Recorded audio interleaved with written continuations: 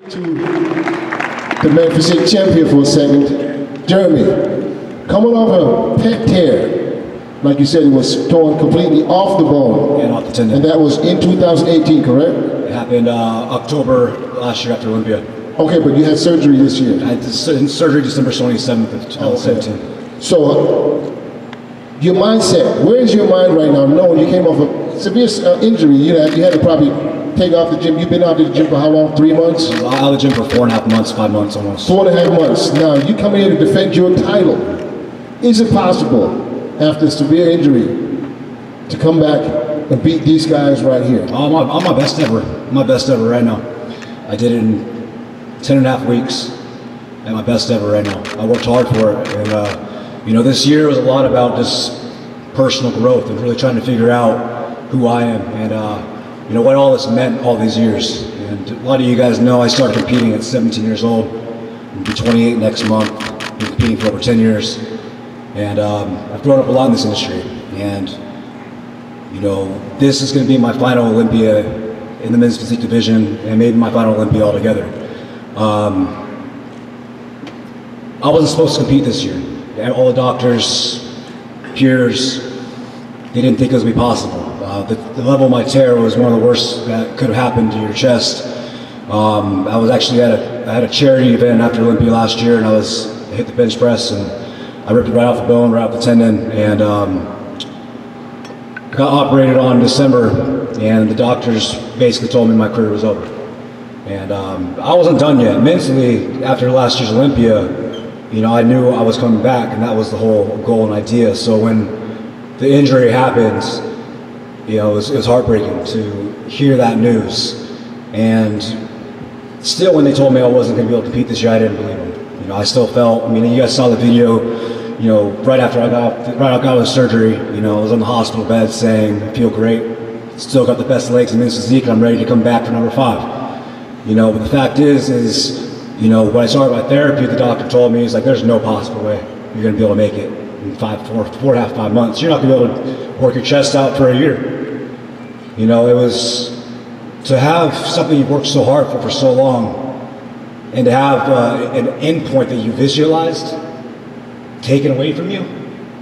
You know, it was gut-wrenching. I can remember leaving the doctor's office, calling my dad, and just telling him, like, this isn't how it's supposed to end. And you know, I dig deep, real deep. You know, there's times where, you know, I didn't know if it was going to happen. You know, I talked with my coach, Honey, and, you know, we're at a point, you know, in March and April where we didn't know if I was going to be able to compete or not. And I started getting back in the gym around May, started training, putting some size on, and he saw a post I put up, and he called me, is that recent? I was like, yeah. He's like, it's like you're growing. So I started putting some size back on, and, you know, sure enough, you know, something switched in me, and I felt that it was something that was going to be doable. And once I started to believe that, that's when the action started to happen. And once I get started doing something, I don't stop until I finish it. And it was interesting because this year, knowing that it's going to be my last title defense, I felt that I had a lot to prove to myself and to the people around me. You know, I had to learn a lot growing up in this industry. You know, going from a 22-year-old IFB pro to a 23-year-old Mr. Olympia physique champion. It's a very young age for anybody to take on that responsibility. And I had to learn the hard way. You know, I was very outspoken, didn't always say the right things, and I didn't always think about the people around me. And I rubbed a lot of people the wrong way a lot of years. And it took a lot of self-reflection and understanding and growth to see these things. And this being my last Olympia, I wanted to make sure I went out the right way and earned the respect from everybody that I feel I deserve. Not deserve, but the respect that I've always wanted. Because I mean well, and in everything that I'm doing, I'm trying to do things the right way and leave an impact in this industry, more so than just being a body on the stage, but being able to show that we have such tremendous potential as athletes now in this day and age of bodybuilding with the social media platforms that we have, that we're able to impact other people from all over the world and influence and motivate and inspire. And that's something that we all need to focus on as athletes, understand that we have a responsibility, that we're up here on this stage because we are the elite of the elite in our division, our sport, in the world. And there are thousands, tens of thousands, maybe hundreds of thousands of competitors worldwide that dream to be where we're at. And we have to value the position that we're in and hold it to the highest standard, because we are the ones that they're looking at. We are the ones that are aspiring to be like. And being the champ for the last 4 years, going on 5, I want to be able to walk away knowing that my titles meant something and that they serve some sort of purpose to somebody. So I don't know if many of you guys know this, but win or lose this year, I'll be donating $28,000 back to the Philippines, to the street children, to help feed the children in the Philippines. I've been doing a lot of work out there this past year.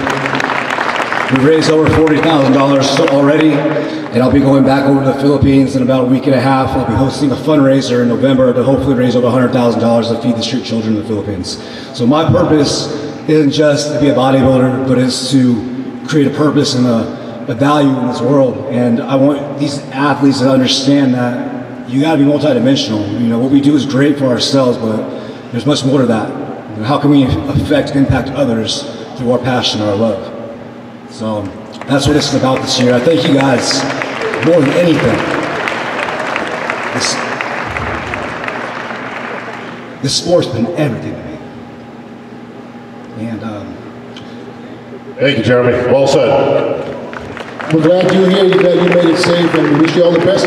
Now, just one more question. You say you're not going to defend your title if you win it again this year.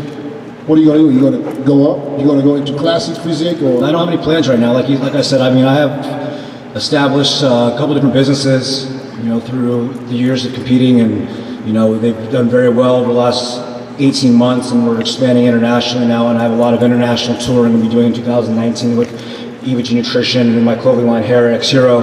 And, you know, ultimately we're starting this thing called the Hero Project. We're trying to go out and do positive things across the world and do things that actually make a difference and matter. And if I'm able to utilize my platform in the fitness industry to do so, I'm going to do it. Well, thank you. You heard it here first.